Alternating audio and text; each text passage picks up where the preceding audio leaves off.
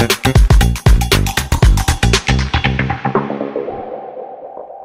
to the world of TrashSexy, the Rowdy Raccoon Mayhem RPG by Fox and Board Games. I'm John, I am the designer of the game, and I just want to take you through a quick play example of it. We're not going to get too much into the characters today. I'll explain anything I need to as we go through the play example. This character's already been made up. He is a whiskey jack.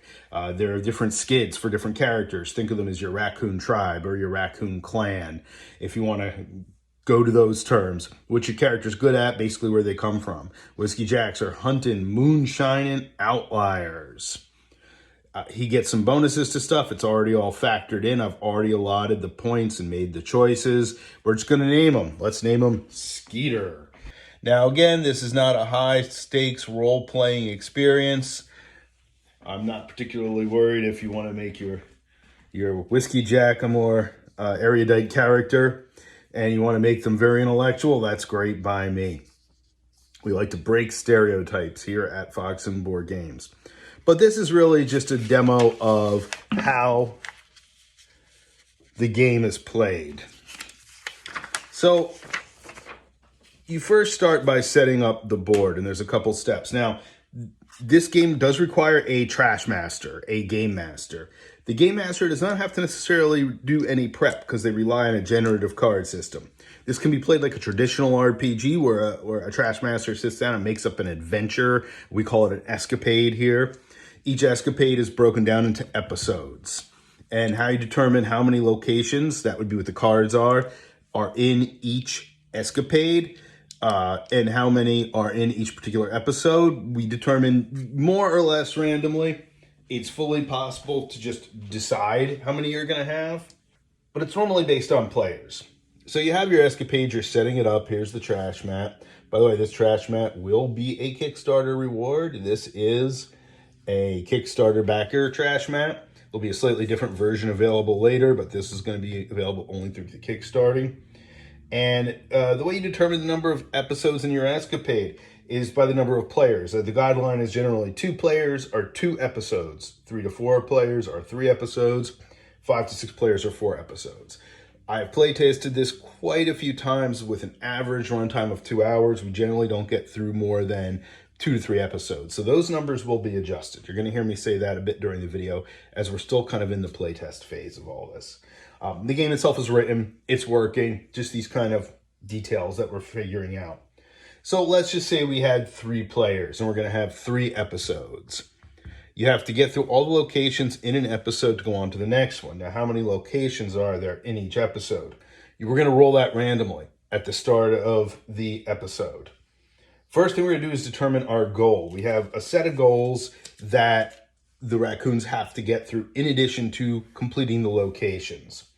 If you succeed in the goal, you get extra trash and you get extra smooth, and those are a trash bonus and extra smooth, and those are ways that you advance your character. So it's kind of like a bonus reward. There are a couple goals that cause a hard stop if you do not succeed them. The goals are generally escape. That's to get to a certain point and close the location. There is scavenge, and that's to get a certain number of trash above and beyond what's required for your goal. And then there is survive, which is you have to get through so many locations without a raccoon losing their kilter, which is going unconscious. Pilfer, you're looking for a specific item. That can be made up by the trash master or by the group. We had a corn dog at the convention playtest. They were after a corn dog. And then there is discover, and that's you have to find one specific location on this map, and that's determined randomly. And then explore, that's to get through a certain number of locations and complete them. So the goal is just an additional incentive, an additional kind of framework to play the game in. If I roll the die, I roll the 5, and that would be discover. So that would be I'd have to find a specific location. Again, this is not going to be an exhaustive play example. This is just a quick how you play the game. Then you choose how many locations there are in that particular episode. So I generally roll D3 plus 1. So roll a 6-sided die divided by 2, still the maximum numbers. There would be 4 locations at the first episode. Which of the maps do we use? As you see up here, we have 5 different map possibilities. These are different environments. Certain skids of raccoons are stronger in certain environments. Some of them are weaker in other environments. So I'm going to roll randomly again here, and I have a D6, and it's determined by a D6. So I rolled a 6. Choose 2 maps. So this location will actually be using 2 of these different maps. Now, when I say map, I just mean an environment, a kind of environment to explore.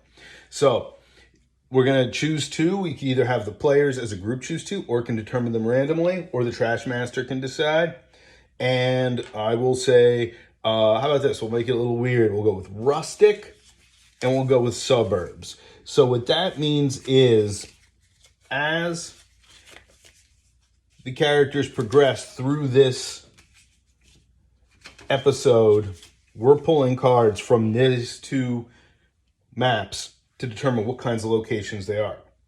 Now, I generally say split it at the halfway point. Since we have 4 locations here, we're going to do 2. Let's say we're going to start 2 in rustic. We're going to do 2 in rustic, then we're going to go do 2 in suburbs. So how does this work? Now, these cards are all paper prototype cards.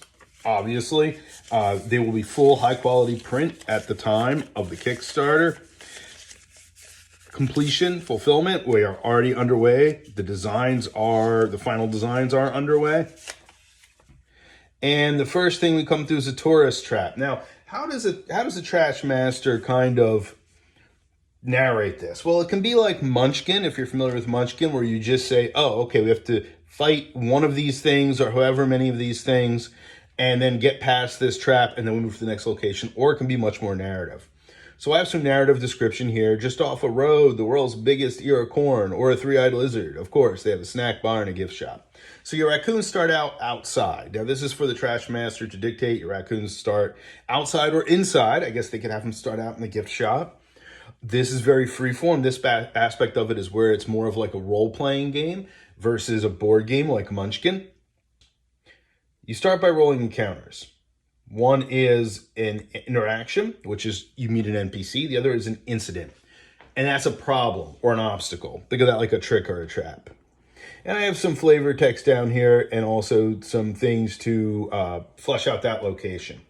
So when you draw location cards, you do 2 things. First, you start off with trash, how much trash is available, or should I say how much loot's available there? And I roll a 3. So 3 plus 7 plus 4 is 7. Now, you have to get through the minimum before you can close the location. So you have to get at least 4. That's uniform on all the cards. I should say that process is uniform. The numbers vary. We are also refining these numbers. As of now, it's all D4 plus something. But after several play tests, having somebody stay in one location for basically 7 attempts to get loot seemed really long. And I could tell players kind of wanted to finish up a location, finish up the narrative at that location, and move on. So I'm still modifying these. It might be a D4 and it might be lower numbers so that you can move through the game a little bit more quickly. So you start there. So the next thing you do is you determine secretly, the Trash Master secretly determines which of these interactions are going to encounter. So if I roll a D6, dogs. So somebody's got dogs at this location. Dogs are dangerous because they can sniff out raccoons even if they're hiding successfully. And they'll generally attack raccoons. And then I choose 1 incident. And now cause a ruckus is always there. What cause a ruckus is if the public discovers a raccoon they call some sort of authority who is going to try to get rid of the raccoon. In this case, I found a picnic. So there's a picnic. So if I were to go and take a look at the description of picnic in the book, the game book, and eventually there are going to be some cards printed for these locations as well, then you would say, okay, a picnic, I know that I have an opportunity to steal extra food, but I also have the greater chance of causing the ruckus if I'm caught. So how does this all unfold? There are 2 ways to do it. If you have an experienced game master and an occasional cat that wanders through, if you have an experienced game master, then they might say they're going to just decide how this is laid out. Okay, so there's a person walking around with dogs, and the dogs are playing outside this tourist trap. What is this tourist trap? I usually like to let the players kind of make it up as they go and with some input. So we're going to say it's car henge. It's a fake stone henge made out of old rusted out cars. That's what this tourist trap is. The tourist trap can be anything. And by the way, again, this is very storytelling and freeform based. You could change this to anything and just use this card as a template. But I want to provide enough information so you can sit down and play the game immediately.